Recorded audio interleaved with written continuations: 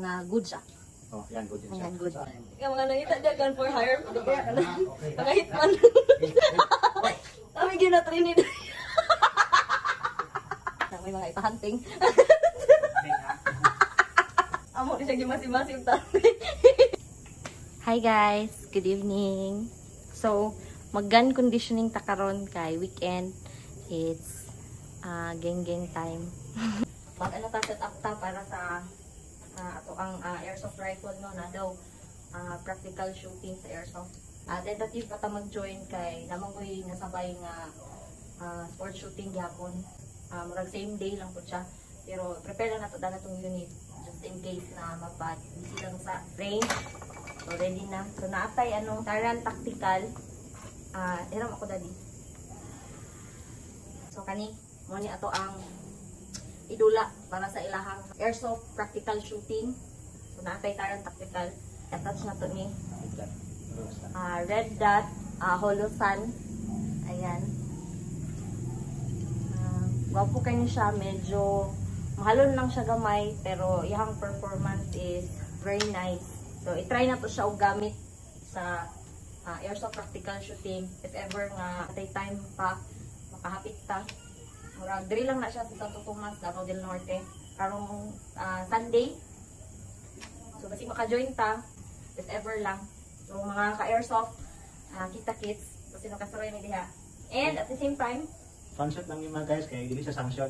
fanshoot. Fanshoot lang sa mga grupo, sa mga airsofter. Yeah, at the same time guys, mag barrel drop 9mm bullet. Mag barrel drop ta, importante ni siya. Labi na kay reload ang ato ang bala. So naatay diri pang barrel drop 4mm. For 9mm.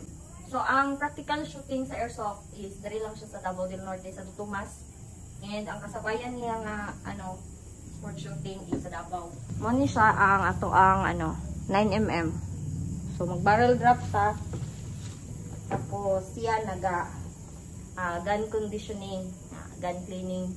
So ang iyang gamit guys, Rock Island TAC Ultra nga 9mm caliber. So pag barrel drop ani lang siya. Ay lang. Sulod lang natin siya diha. Yung bakal na yan po is calibrated na po sa 9mm. barrel ng 9mm. So yung Yes. size niya, ka-size po ng barrel ng 9mm. So yan ang size natin na binili pa natin yan dun sa gun store din. So ito yung guys, na good siya.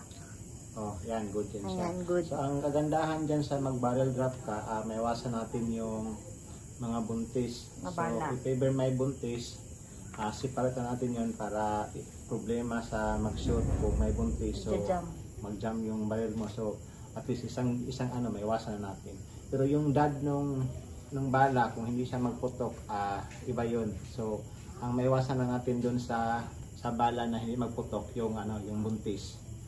So kung buntis siya, hindi siya mapasok dun sa chamber, so mag-jam yun. So kailangan natin mag-barrel drop before tayo magsali sa competition. So malaking bagay yun siya yung barrel drop. Kasi ito yung nagkukos na nagja-jam yung barrel mo, nagto-trouble siya. So malaking factor na yun, lalo na competition. Aside sa bababa yung score mo, syempre nakaka-stress pag may mga trouble in the midst of game. So ito yung example ng ng buntis na bala. Pag i-barrel drop mo siya, ganito yung mangyari. Ayan. So, hindi nakalubog yung niya, yung ulo niya. So, hanggang dyan lang siya. Ayan, makikita mo So, ibig sabihin, buntis siya. Pag nilaro mo to, maaapektuhan yung performance ng yung barrel. Of course, yung gameplay mo. Ayan. So, ikumpara natin siya sa good. Ito, i-separate na natin to. Kailangan hindi siya masama. Hindi siya pumasa sa ating barrel drop.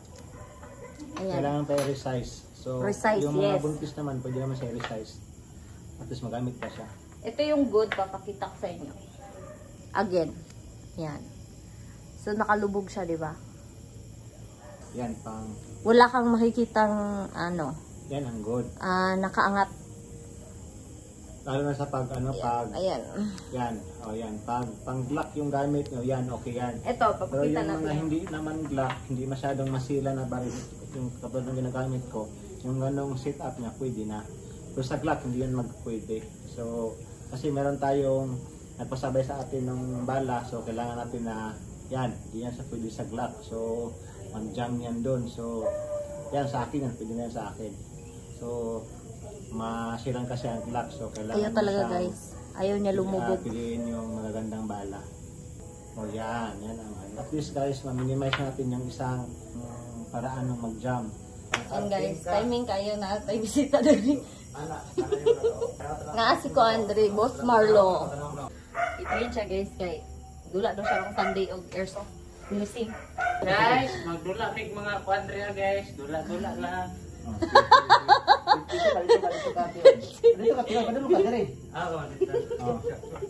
Dapat dali mo pa no? So sa mga nangita diha og kuan kanang mga gunpowder.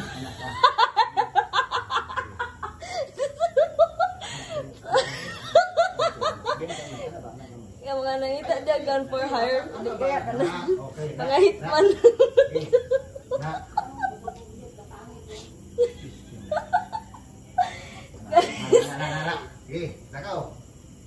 Kuan ni guys, agency may sa mga gun for hire o hitman. Kami gina-trained. Sa mga wala nakabalo. Nami kuan diri. Go. Agency ni sa mga gun for hire. Try ko.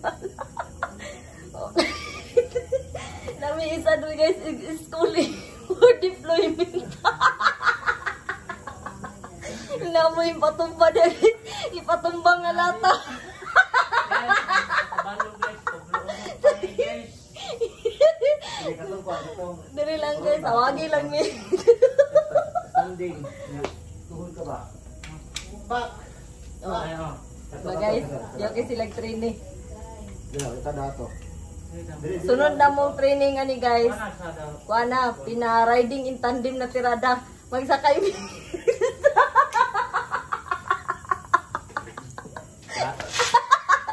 Karon guys, standing, kneeling, prone position ni. Ang training ani among hitman. Sunod ani, ang training na ko nila kay pina-riding in tandem. Dool mo diri gamay kay dili man makita. Unsa na inyong gi-training diha?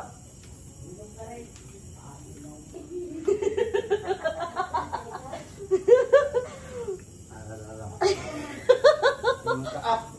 Up. Okay. Up.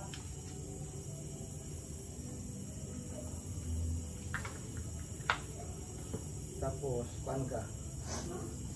Kneeling. Prone. Ayan. Ayan. Prone position. Kisingit tuman. Wapo niya siya i-perform sa kuan. Kanang spacious nga area. Mga ano guys, wala na kaila.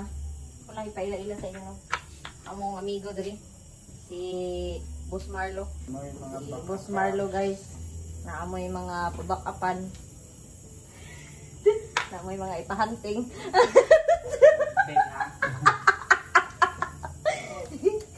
Amo ni siya gimasi-masi yung tabi. Dito guys, tuduan na to ni siya kay mudula doon siya og airsoft military simulation karong Naman ko nang guys, baguan pa man. bagong recruit namo ni guys sa kalihukan sa airsoft. Kadula-dula na siya, naka-training gani siya guys ng basic training sa game site. Marlo, unsay mali masulti nimo sa sports nga airsoft, okay ba? Galingaw ka? Mira Sino? Kaya tayo? Okay ka? Okay siya. Kami po guys, malingaw po din sa airsoft. Dinahan po ni Tula. Asa, lingawa kayo guys eh. Kayo hago basta. Pero hago kayo na mga antik eh. Kating pamahagong yun eh. Wala siya nago sa Tula. Nago siya sa Kerte, hantik. lagi pag kapat. Okay na ilang ano. Ginaset up na airsoft rifle. Unta guys, magka-time ta karong Sunday no. Makapas pa ta sa ilahang practical airsoft practical shooting sa mga isa Tomas. Kay namo gud poy ano, support ta guys sa ano, quality tactical airsoft game site kay apoy military simulation sa hapon. Then sa morning, murag sport shooting. So, kasi pakahabol pa. Pero sa mga gusto mo dula o kuan, airsoft, military o simulation o CQB, naatay dula kang Sunday, 1 PM sa may Polytactical Airsoft Game site. By the way guys, kami si Marlo, amuan niya siyang angel dito sa balay, kauban mo dito sa balay. Nanin siya sa farm guys.